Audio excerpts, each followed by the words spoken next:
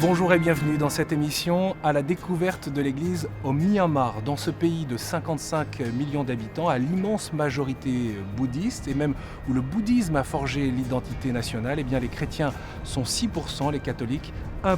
À mi-chemin entre la Chine et l'Inde, à la frontière avec la Thaïlande, le Bangladesh, le Laos, l'annonce de l'évangile en Birmanie a débuté il y a 500 ans avec les missionnaires portugais. Puis dès le XVIIe siècle avec de très nombreux missionnaires français, dont les pères des missions étrangères de Paris, également des Italiens, les Salésiens et les Pygmées. À la rencontre des populations, des ethnies diverses du pays, ils ont formé au fil des siècles, au prix de leur vie parfois, mais aussi beaucoup de leur santé. Ils ont formé des catéchistes, des prêtres, ils ont beaucoup semé avant d'être chassés du pays en 1966, lorsque la junte militaire arrivée au pouvoir après l'indépendance a interdit le renouvellement des visas des étrangers. Depuis les élections de 2015, l'Église catholique renoue avec la liberté. Nous parlerons beaucoup de l'enjeu de l'éducation, un enjeu majeur pour le pays. Bien sûr, nous parlerons également de la complexité des relations avec les ethnies qui rend la paix difficile dans le pays. Il y a actuellement ce sort des Rohingyas qui est extrêmement difficile et qui suscite l'attention, mais ils ne sont pas les seuls en difficulté. Et pour cette émission, nous retrouverons une équipe de KTO à Rangoon avec Stéphanie Dupasquier. Et nous, comme vous pouvez le voir, nous sommes à Rome parce que nous y retrouvons l'archevêque de Rangoon, le cardinal Charles Maungbo, qui est ici pour quelques jours de travail. Il va d'ailleurs rencontrer le pape François avant sa visite en Birmanie.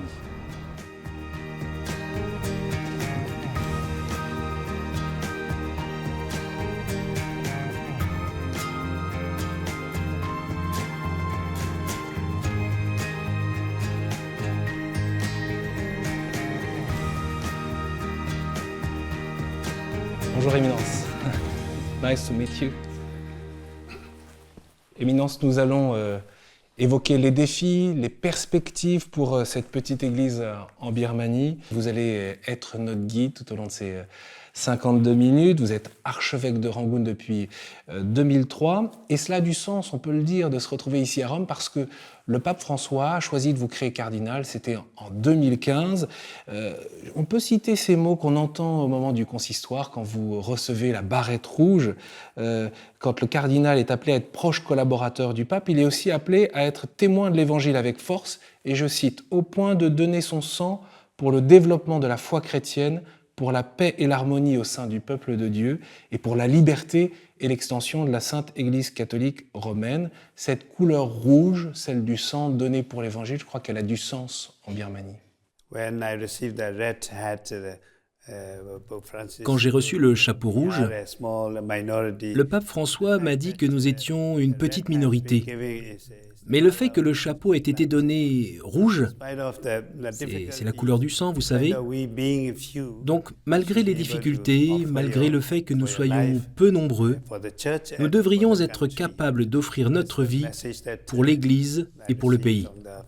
C'est le message que j'ai reçu le 14 février 2015.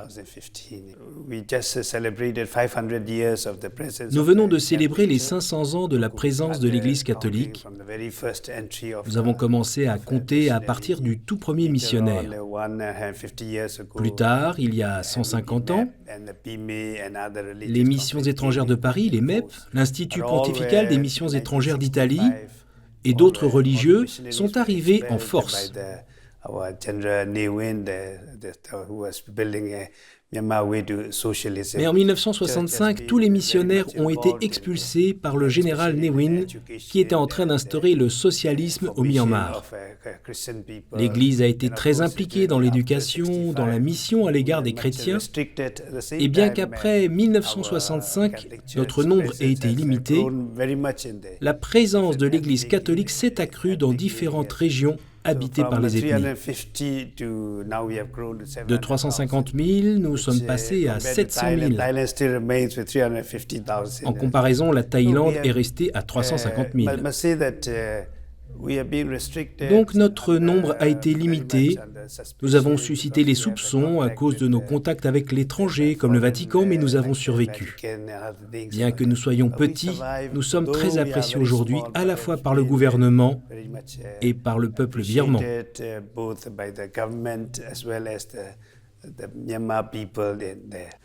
Je vous propose, Éminence, de plonger justement au Myanmar et de retrouver Stéphanie Dupasquier pour découvrir justement cette réalité en images. Mingalabar Etienne, ce qui signifie bonsoir en birman. Nous voici en plein cœur de Rangoon avec une ambiance typique autour de nous, de marché de rue, beaucoup de couleurs, beaucoup d'animations également.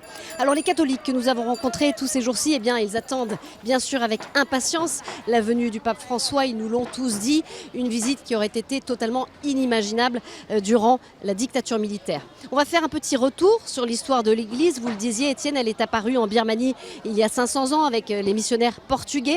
Et puis elle s'est développée avec l'apport de différentes congrégations missionnaires au fil des siècles. Et puis évoquons bien sûr l'histoire plus récente avec près de 50 ans de junte militaire où l'Église, évidemment comme le reste de la population, a beaucoup souffert. Les missionnaires ont été chassés du pays, les écoles ont été nationalisées. Durant ces années-là, eh bien, évidemment pas question de parler de justice, de paix ou encore de droits de l'homme. Mais depuis 2011 et en particulier depuis les élections de 2015, eh bien, on observe des changements, une ouverture dont bénéficie également l'Église. Elle est un petit peu plus libre, elle ose dire ce qu'elle pense. Les chrétiens également commencent à défendre les minorités. On verra dans un reportage des chrétiens Kachin dans le nord du pays qui sont victimes de conflits. Alors l'Église catholique, on peut dire qu'elle bénéficie d'une belle vitalité. Elle compte 750 000 fidèles, environ 1% de la population. Et les vocations de prêtres et de religieuses sont nombreuses. Les besoins pastoraux sont plus importants qu'en Thaïlande, qu'au Cambodge ou au Laos. Et le gouvernement birman, eh bien, il accorde également plus d'importance à l'Église puisque des relations diplomatiques ont été établies tout récemment, c'était au mois de mai, avec le Saint-Siège.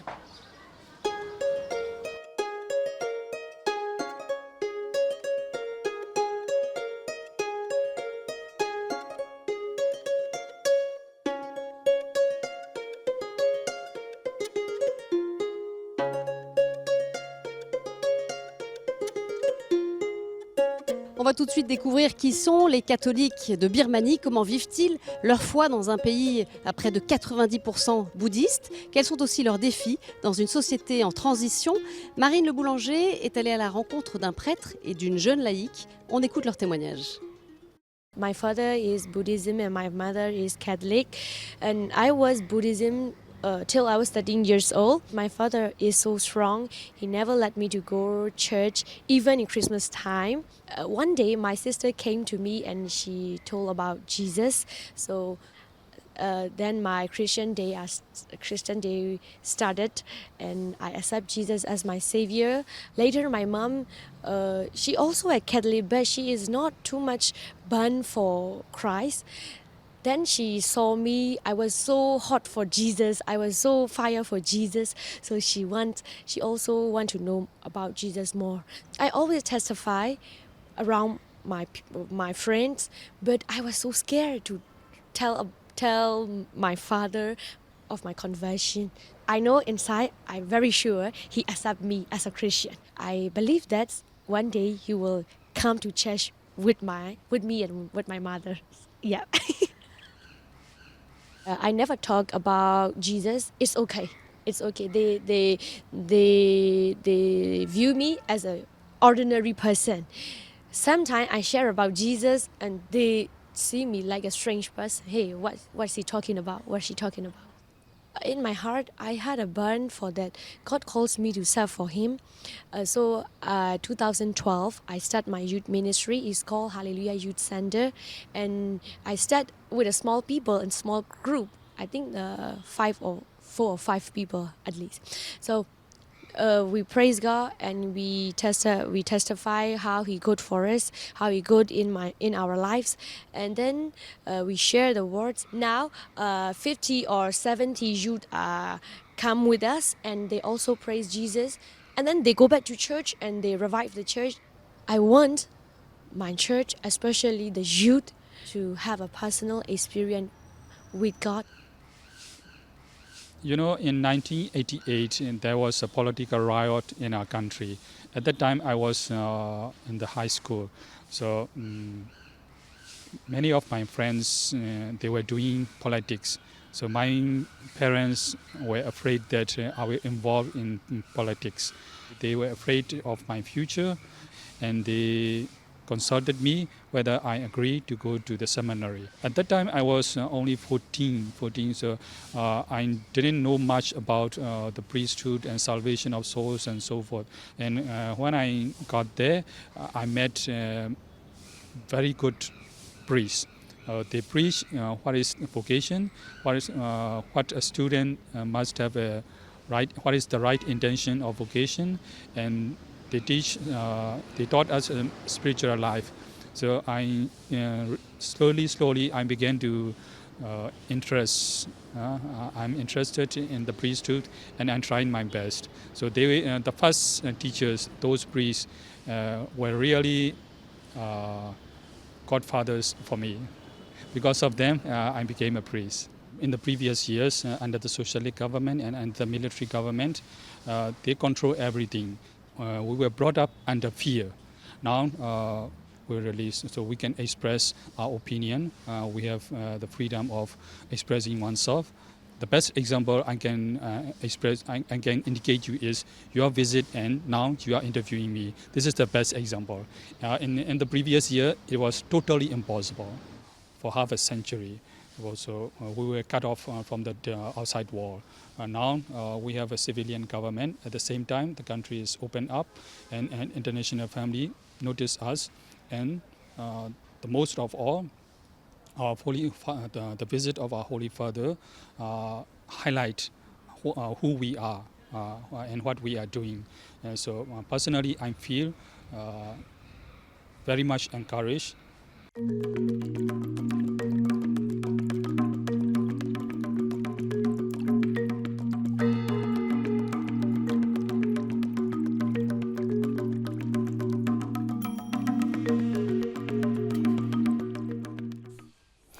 Éminence, peut-être que vous souhaitez réagir à ces témoignages. Je sais que vous dites que la Birmanie, c'est une nation blessée. Pourquoi?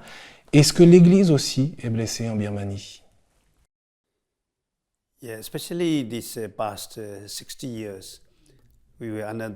Ces 60 dernières années, plus particulièrement, nous avons connu un régime militaire très strict, la junte militaire. De 1961 à 1988, et même au-delà, encore récemment, il y a 3, 4 ou 5 ans, les dirigeants les plus importants, les seuls dirigeants au sein du gouvernement ou de l'armée, étaient des Birmans bouddhistes. Ceux qui ne sont pas birmans n'ont pas beaucoup de facilités. Ceux qui ne sont pas bouddhistes n'ont pas accès aux statuts sociaux les plus élevés. Il y a une sorte de règle dans notre pays. Les non-bouddhistes, les chrétiens, les musulmans n'ont aucune chance de s'élever socialement. Les non-birmans, les groupes ethniques sont en quelque sorte discriminés. Les seules personnes qui ont accès au pouvoir sont les Birmans et les bouddhistes. Le gouvernement a utilisé la nationalité birmane et la religion bouddhiste pour protéger les autorités. C'est ce qui s'est passé ces 60 dernières années. Mais maintenant, depuis 2 ans, depuis la victoire aux élections d'Aung San Suu Kyi et de la Ligue nationale pour la démocratie, le pays est plus libre.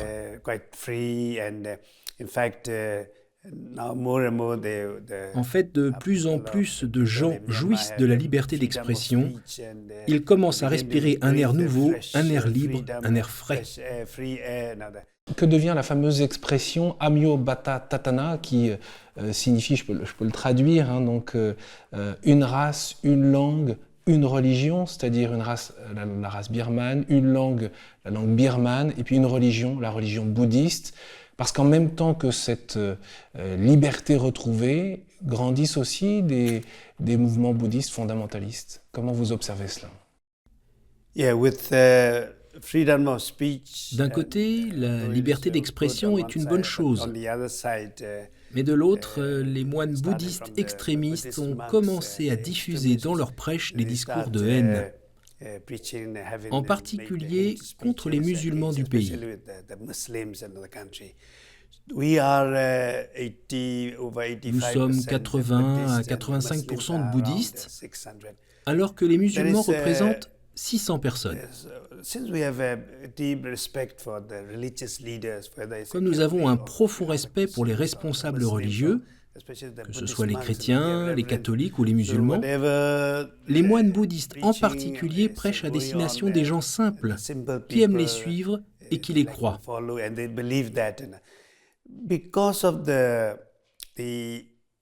À cause de l'islamophobie présente sur la scène internationale, à cause du groupe État islamique et des attaques terroristes, les habitants de l'État de l'Arakan ont peur.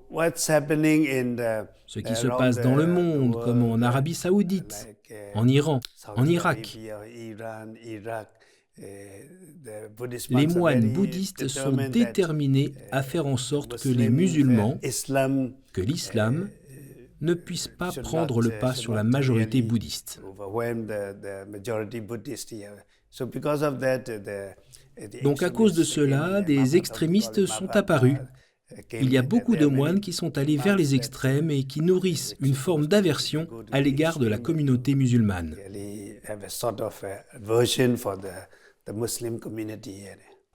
Passer du bouddhisme à Jésus, comme Cynthia en a témoigné tout à l'heure, est-ce que c'est quelque chose qui est accepté au Myanmar aujourd'hui? Oui, il est tout à fait possible de passer du bouddhisme au christianisme. Cela s'est fait par le passé. Cela ne s'est pas produit beaucoup dans les grandes villes comme Rangoon ou Mandalay. Pourquoi? Les bouddhistes n'éprouvent pas le besoin de changer de religion. Beaucoup ont cette mentalité, mais il y a des cas individuels ou peut-être des familles qui ont changé. Mais ces moines bouddhistes extrémistes essayent de faire passer des lois pour que vous ayez besoin d'une autorisation de la part des autorités pour changer de religion. Pour que vous ne puissiez pas changer tout seul, du seul fait de votre volonté. Mais si vous êtes sincère, ils vous donnent l'autorisation. Mais souvent, ce qui se passe, bien que la loi soit passée il y a 2 ou 3 ans, des individus ont changé de religion sans en informer les autorités. Ils sont passés du bouddhisme au christianisme. Cela arrive. Qu'est-ce que vous pourriez nous dire de cette découverte que Jésus peut transformer les vies, mais pas seulement la vie des individus, des personnes, mais aussi la vie dans un pays?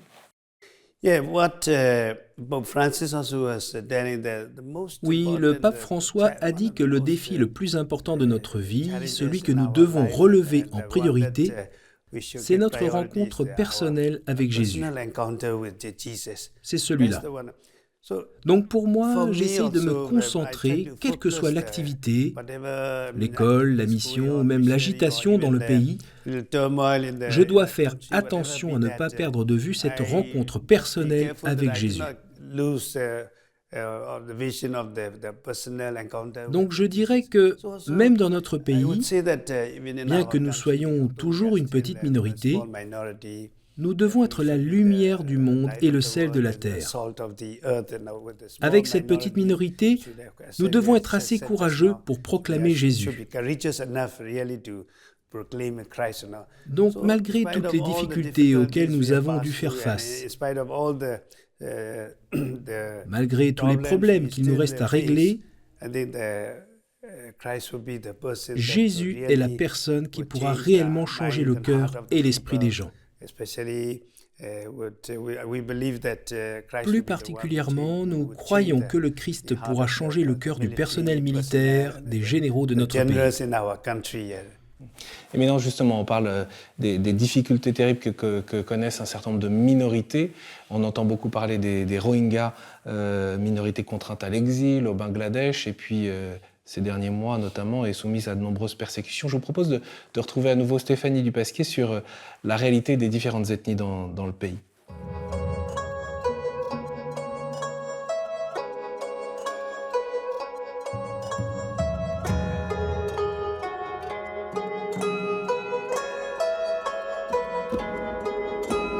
La Birmanie, c'est aussi un pays mosaïque, un patchwork de 152 ethnies reconnues par la Constitution. Mais ces peuples, eh bien, ils ont du mal à s'unir pour former une nation. Les conflits ethniques et religieux sont fréquents et les minorités en souffrent, les musulmans mais aussi les chrétiens.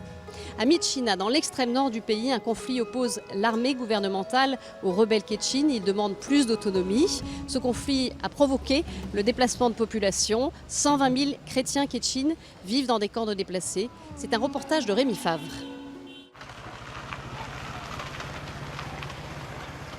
Le camp de déplacés de Saint-Paul, 400 personnes environ. Cela fait plus de 6 ans qu'ils vivent ici, après avoir quitté leur village en flammes ou miné et vécu de nombreux espoirs déçus.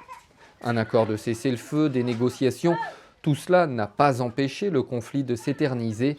Ndopanloum sait que le Saint-Père sera bientôt à Rangoon.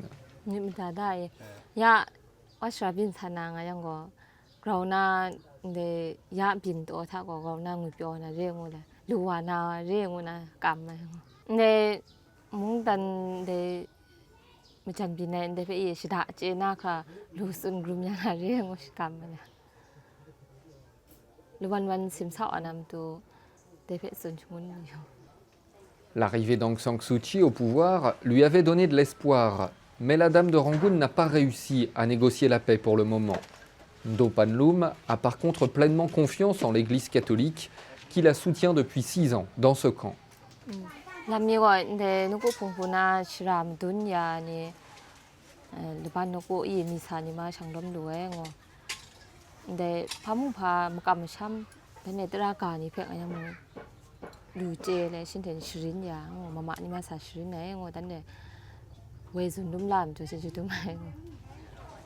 Certains déplacés travaillent en ville, en dehors du camp, mais les emplois disponibles ne sont souvent que des emplois journaliers et donc mal payés. Pawon Noja est handicapé, il dépend entièrement de l'aide de l'Église et des organisations non gouvernementales.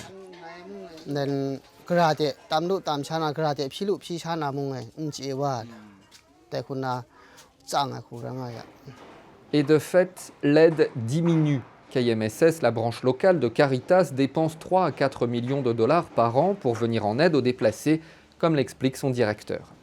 The IDPs have been more than 6 years, and the donors have been supporting since 2011. And I think they are also fed up, or they have the other, how to say, the prioritization to other areas. L'Église, au niveau politique, essaie de jouer un rôle de médiation entre l'armée birmane et le gouvernement d'un côté et l'insurrection Kachin de l'autre. L'évêque de Myitkyina est allé rencontrer les rebelles fin octobre dans leur quartier général. The church leaders' role is getting bigger and quite challenging because among the politicians they cannot get or they cannot talk directly to each other, so they want somebody, and whenever there's I or some church leaders, they are quite free to talk and they are quite willing to accept our proposal. D'après l'évêque, les rebelles Kachin étaient auparavant très proches de l'église baptiste qui défendait une ligne très autonomiste, voire indépendantiste, mais les rebelles considèrent de plus en plus les positions de l'église catholique davantage modérées. Et je retrouve le docteur Win Tun Chi qui est directeur de la Caritas nationale. Docteur, bonjour. Bonjour. Alors on l'a bien vu dans le reportage, la situation pour les Kachin, elle est difficile. Racontez-nous quels sont leurs besoins quotidiens. Since people lost everything what they had, so the current need for the people is the basic need, I would say, food, shelter, wash, and some other basic need at the moment. Yes.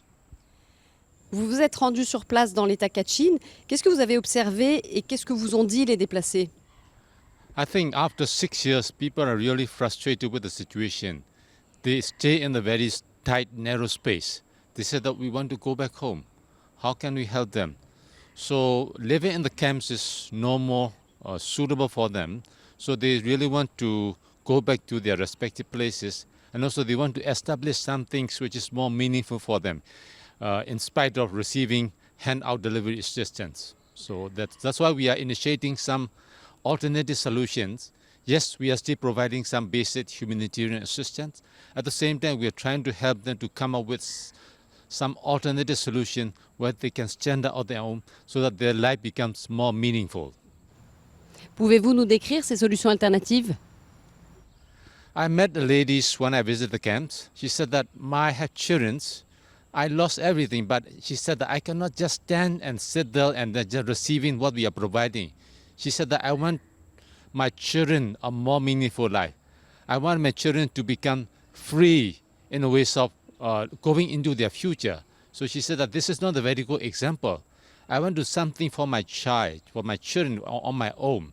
So I said that why don't you establish something, some small businesses which you can alternatively provide, because the provision we are giving to them is just enough for their food. For the children education, I think we cannot provide because the resources are limited. After 6 years, all the fundings from the donor agencies are getting lower and lower, lesser and lesser. So we're just trying to barely make the end meet. So for the children education, the parents are really worrying. So said that they had to cost for the children education, so they had to come up with alternative incomes and solutions to this. Vous dites qu'ils veulent tous repartir chez eux, mais en fait la sécurité elle n'est pas rétablie dans l'État Kachin. Donc finalement, à quelles conditions, selon vous, ils peuvent repartir chez eux?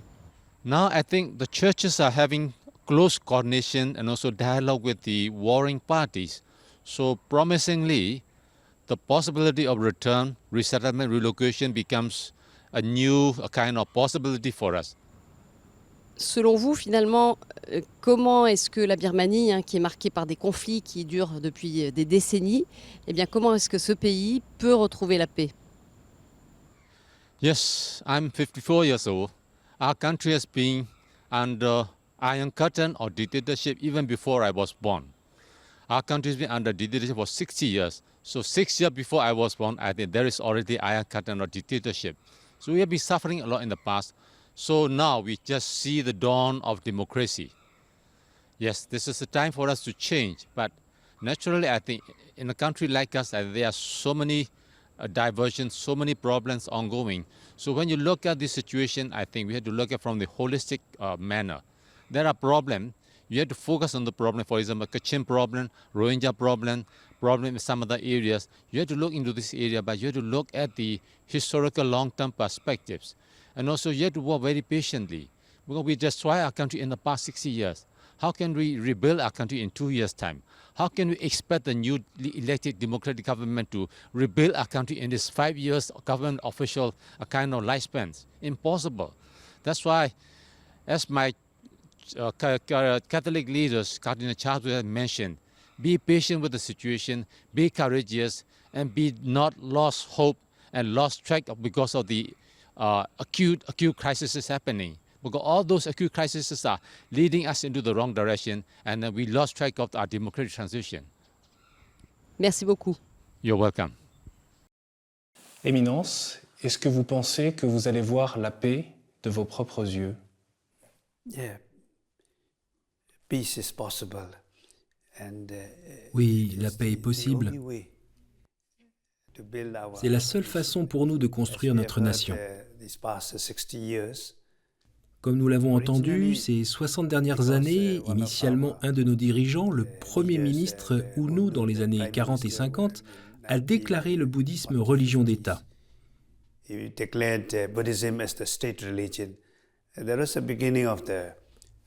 y a un soulèvement des différents groupes ethniques, en particulier les chrétiens qui ont pris les armes. Ils ont voulu se battre pour leur liberté religieuse. Donc ils ont commencé la guerre civile. Alors qu'Aung San Suu Kyi a appelé la tenue d'une conférence pour la paix, beaucoup n'ont pas encore signé le cessez-le-feu. Ils continuent à se battre parce qu'ils ne croient pas le gouvernement. Donc, le gouvernement, et en particulier l'armée, doivent faire en sorte de devenir crédibles. Ces gens, le gouvernement, les militaires, de même que les groupes ethniques, tous se battent pour les ressources naturelles. Nos ressources naturelles sont tellement riches, sous terre et au sol, le jade, les pierres précieuses. Tout le monde se bat pour cela. 70% des ressources naturelles se trouvent au même endroit, mais les groupes ethniques n'en ont aucune part. Tout a été pris par l'armée, par les généraux et par leurs amis qui ont creusé. Donc ils ne veulent pas signer aussi facilement. Ils doivent devenir crédibles.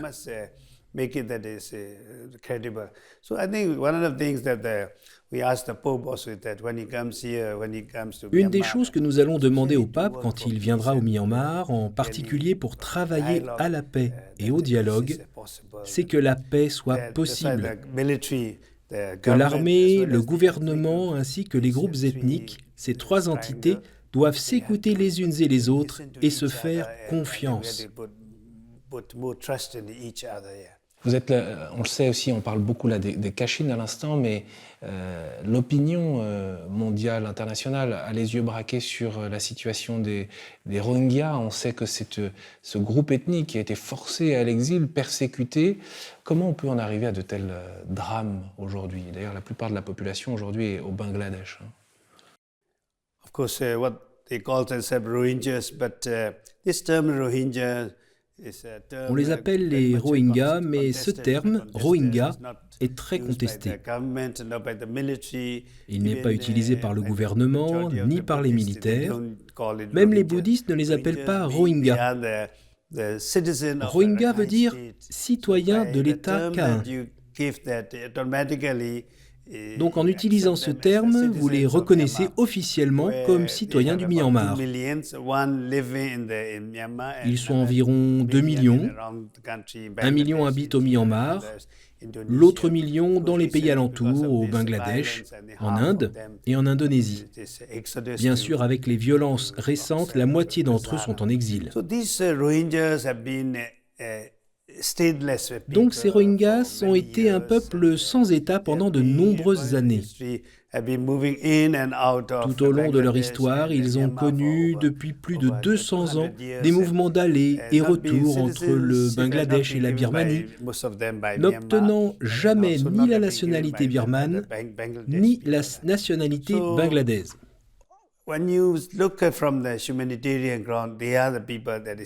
Sur le plan humanitaire, les autres peuples, le Myanmar, le Bangladesh et les pays voisins, devraient vraiment se réunir autour de la table pour dialoguer afin de venir en aide à ce peuple.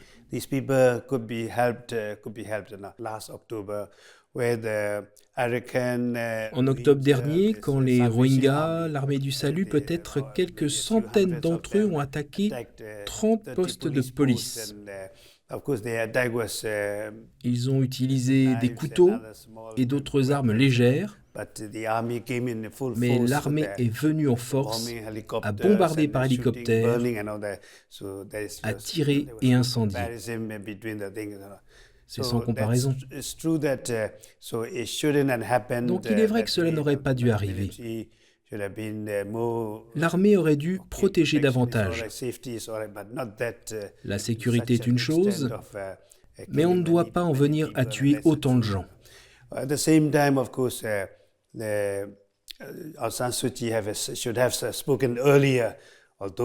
même temps, Aung San Suu Kyi aurait dû parler plus tôt, mais elle a finalement parlé en essayant de suivre les recommandations de Kofi Annan.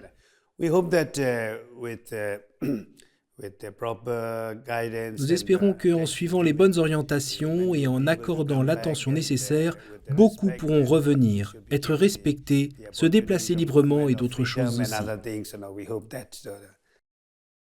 Difficile rôle de médiation alors. Oui, c'est une situation très délicate, très complexe, très difficile. Pendant ces événements, même les moines bouddhistes ont défendu l'idée auprès des militaires qu'il était justifié de tuer des non-bouddhistes.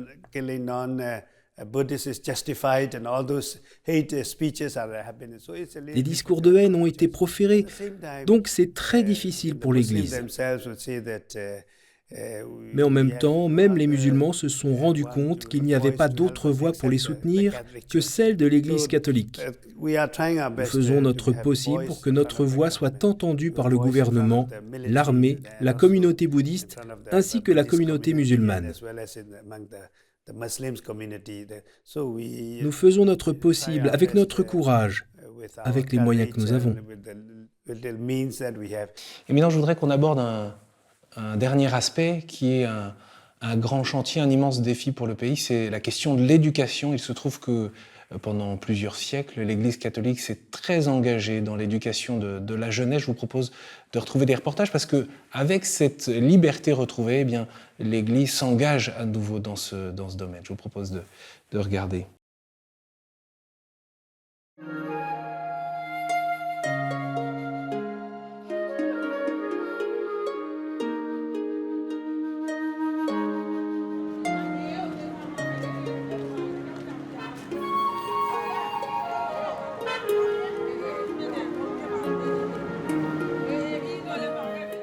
L'Église catholique jouait un rôle important avant le coup d'État militaire de 1962. Elle gérait de nombreuses écoles, des écoles renommées. Aung San Suu Kyi en a même fréquenté une dans son enfance. Puis, sous la dictature militaire, eh bien, ces écoles ont été confisquées par la junte et nationalisées. Depuis le retour progressif à la démocratie, l'Église catholique rouvre des écoles. Illustration à Pattayne, la capitale du delta de l'Irrawaddy, située à l'ouest de Rangoon. L'Église a ouvert l'an dernier une école, l'école Saint-Jean.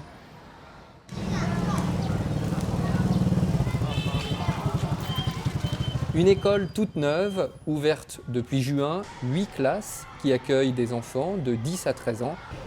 Ici, les enseignements ne sont pas religieux. On ne cherche pas à convertir à la religion catholique, explique le directeur de l'école, le père Florence. Only 20% of the students are Catholics. The rest are the Buddhists, the Muslims, the Hindus. They trust Catholic Church. All of their parents, who are about 60 or 70, know very much about Catholic Church has been doing to contribute to the education of the people. Those days, missionary schools were very good. Think of the number. Last year we have only 57. Now we are having 200. So we have to extend the stories as well next year. 2 more stories. And the other buildings around here for the different classes.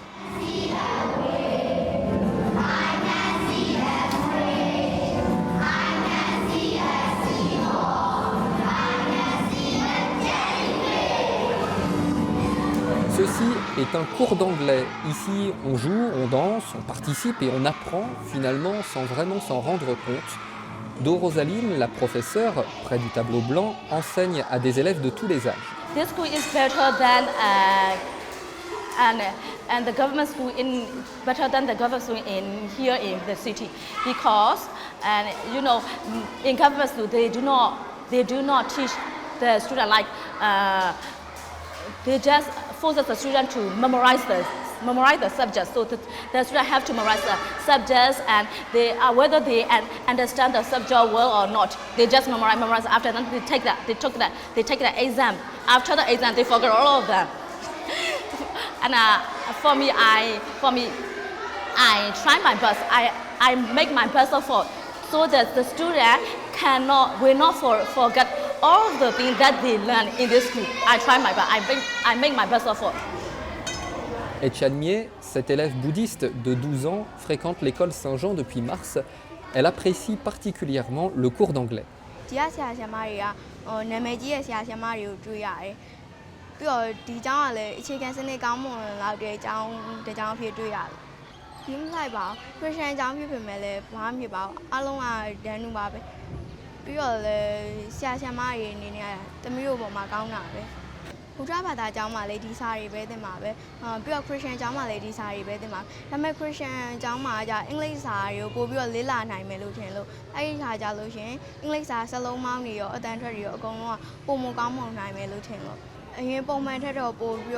ပြောတတ်လာတယ်business ကိမှလည်းတိုးတက်လာတယ်ပြီးတော့ရေးစာရေးရလက်တာပဲဖြစ်ဖြစ်ရေးရလာတယ် L'Église prévoit d'ouvrir 2 nouvelles écoles dans le diocèse de Pathein sur les 10 années qui viennent. Elle a donné la priorité à l'éducation dans cette région du delta de l'Irrawaddy. Le père Cyprian Angwin, qui est le recteur du grand séminaire Saint-Joseph de Rangoon, est avec nous. Alors père, on vient de le voir dans ce reportage, l'éducation, on l'a vu, c'est l'un des enjeux majeurs pour le futur, pour l'avenir du Myanmar. Est-ce que c'est le même défi pour la formation des futurs prêtres?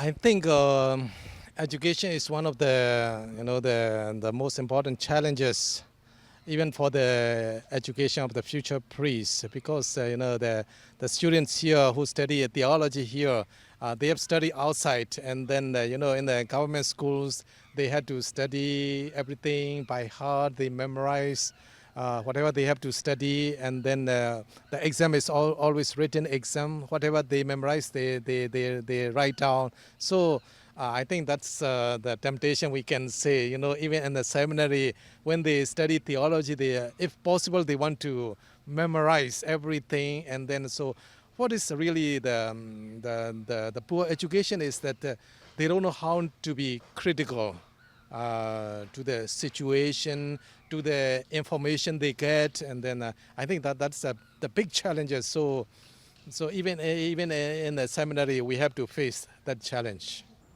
Alors il y a aussi le fait que les cours sont donnés en anglais et certains séminaristes, ils ont des difficultés à parler cette langue.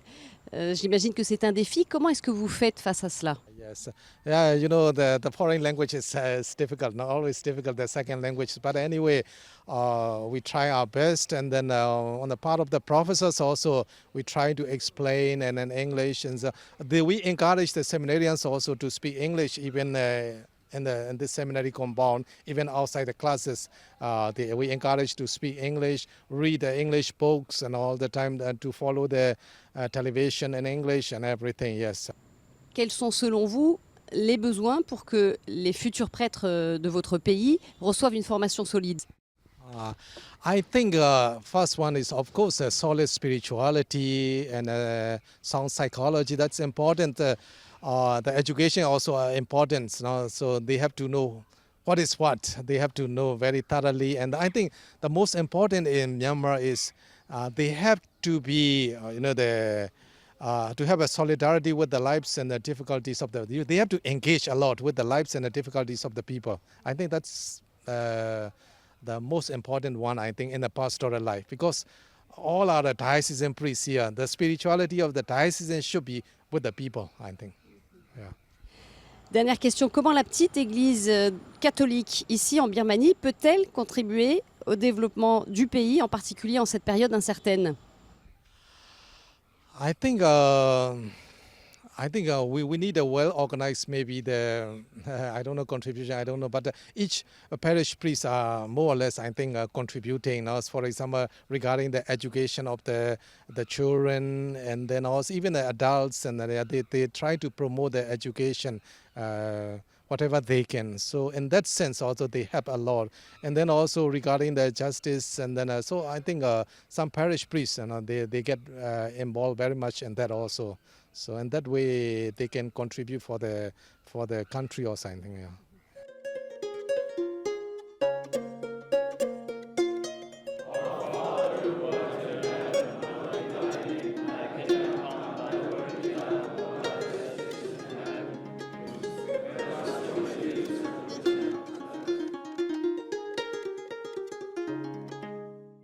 Éminence, quel regard vous portez sur la jeunesse du Myanmar?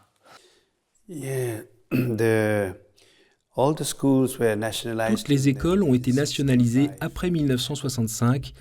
C'est la cause du déclin d'éducation au Myanmar.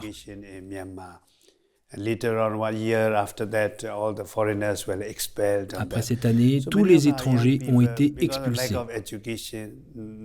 Beaucoup de nos jeunes, à cause du manque d'éducation, se retrouvent au chômage. Beaucoup de jeunes deviennent travailleurs migrants à l'étranger. Ils vont en Thaïlande, en Malaisie, au Japon, en Corée.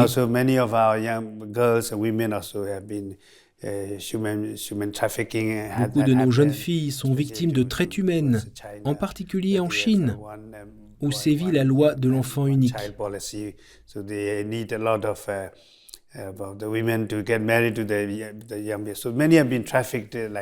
Donc les femmes sont mariées à de jeunes Chinois, beaucoup ont été victimes de traite de cette façon, tout cela à cause du manque d'éducation.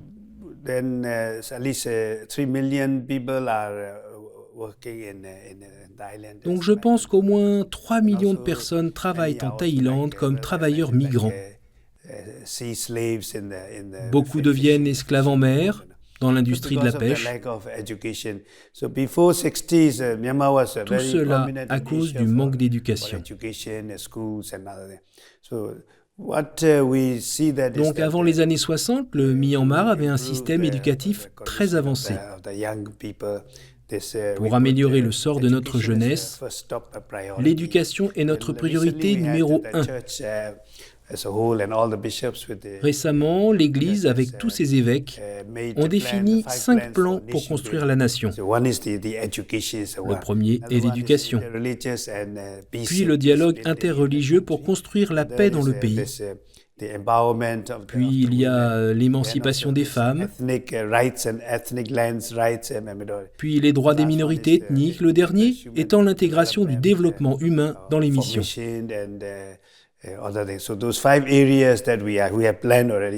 Voilà les 5 domaines d'intervention que nous avons identifiés pour lesquels nous travaillons. Tous les évêques, l'Église a décidé de se concentrer sur ces 5 domaines pour construire la nation. Éminent, je vous pose quand même la question, est-ce que c'est le rôle de l'Église catholique d'être autant engagée dans les écoles? Parce qu'au fond, sa première mission, c'est pas d'abord les écoles, c'est peut-être l'annonce de la foi. Bien sûr, nous avons vu ces 200, 300 dernières années l'arrivée des missionnaires, des missions étrangères de Paris, de l'Institut pontifical des missions étrangères d'Italie, des frères chrétiens. Ils ont été dans le pays ces dernières années. Ils ont été pionniers en matière d'éducation. Les étudiants deviennent maintenant les dirigeants du pays. Dr Richard de Caritas a souligné que nous avons manqué de dirigeants pendant 60 ans. Quand nous aurons un bon système éducatif, nous aurons des dirigeants. En fait, avec l'archidiocèse et Rangoon, et avec les jésuites, nous sommes en train de créer un institut de leadership du Myanmar, affilié à l'université Georgetown aux États-Unis. Nous pensons qu'il est très important non seulement d'ouvrir de nouvelles écoles privées, mais aussi de mettre à l'ordre du jour notre demande concernant plus de 100 écoles qui ont été nationalisées en 1965. Nous sommes en train d'œuvrer pour récupérer ces écoles. Donc, avec l'aide des communautés internationales, bien sûr, avec les prêtres, les religieux et d'autres personnels de l'Église, nous espérons vraiment construire une nation par le biais de l'éducation.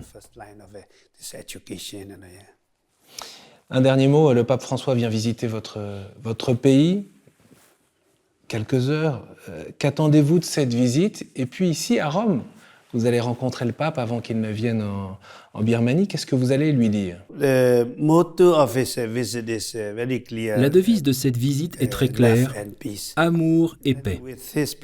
Avec la présence du pape et avec ses discussions, nous espérons beaucoup atteindre l'unité dans la diversité.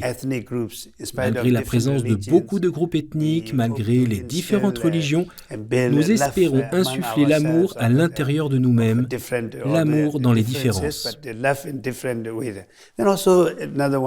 L'autre aspect est la paix. Alors, nous avons connu la guerre civile pendant 60 ans et aussi les problèmes dans l'État de l'Arakan avec les musulmans.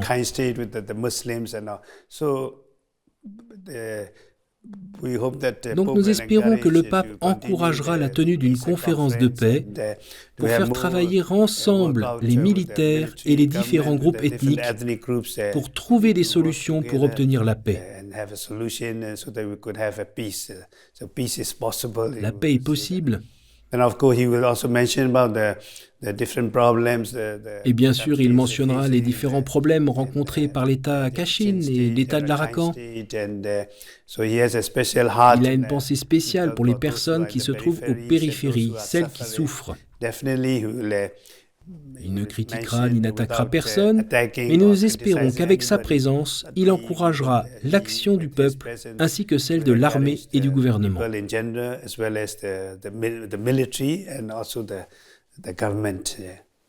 Quelle est votre prière pour votre pays aujourd'hui?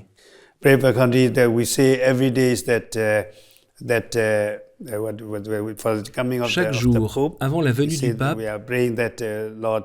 nous prions pour que le pape François soit notre berger. Nous espérons avoir plus d'amour et plus de paix dans le pays.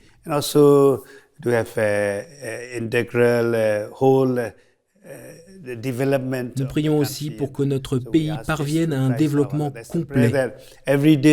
Chaque jour, l'Église catholique crie cette prière vers le ciel. Merci beaucoup, Éminence. Ça nous aura fait plonger dans la réalité spirituelle, dans la vie de votre pays, le Myanmar. Et bien sûr, on suivra cette visite du pape François. Ça sera en direct sur KTO et sur le site internet de notre chaîne. Je remercie également Stéphanie Dupasquier et Marine Le Boulanger, notre équipe de KTO qui s'est rendue au Myanmar pour cette émission. Merci aux sœurs de cet institut Maria Bambina qui nous ont accueillis ici. Cette émission a été réalisée en partenariat avec les missions étrangères de Paris. Vous pouvez bien sûr la retrouver sur notre site internet. À très bientôt.